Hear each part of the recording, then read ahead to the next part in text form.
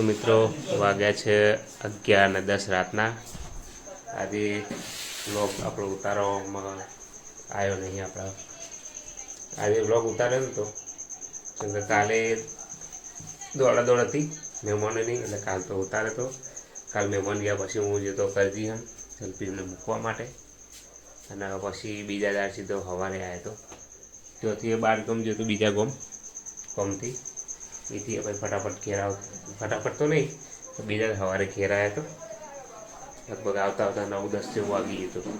એટલે આવીને નહીં ધોઈને તૈયાર થઈને જતો ઓફિસ અઠવાડિયેથી ગયો હતો। તો બહુ ઘણું બધું કામ હતું આજ તો, બહુ એટલે ઘણું કામ હતું। તે નવરો પડ્યો નહીં, બ્લોગ ઉતાર્યો નહીં, કશું કર્યું નહીં। આજ તો ઘરમાં કોઈ છે નહીં, એટલે ઊનું લાગે એકદમ। જોડકો કોઈ પૂતી આવેલા હોય છે ને એવું લાગે બધું ઊનું।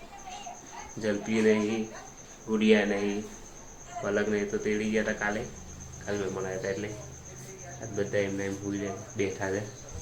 જીગો મોબાઈલ જોઈ રહ્યો હો, પપ્પાએ થોડું ઘણું વોક સાફ કરી રહ્યા। ટાઈમ કાઢીએ આપણે તો આજે પેલા રમવા હોઈ જઈશું એકલા। જીગો આ રમવા છે, પપ્પાને 2 જણા, મમ્મી પેલા ઘેર જઈ ગયા।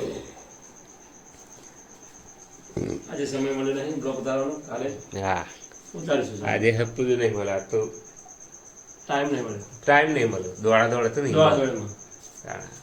બપોરે આવ્યા પણ ખાધું પીધું, થોડી રહીને જતો રહ્યો ઓફિસ, એટલે હપો ટાઈમ નહીં મળે।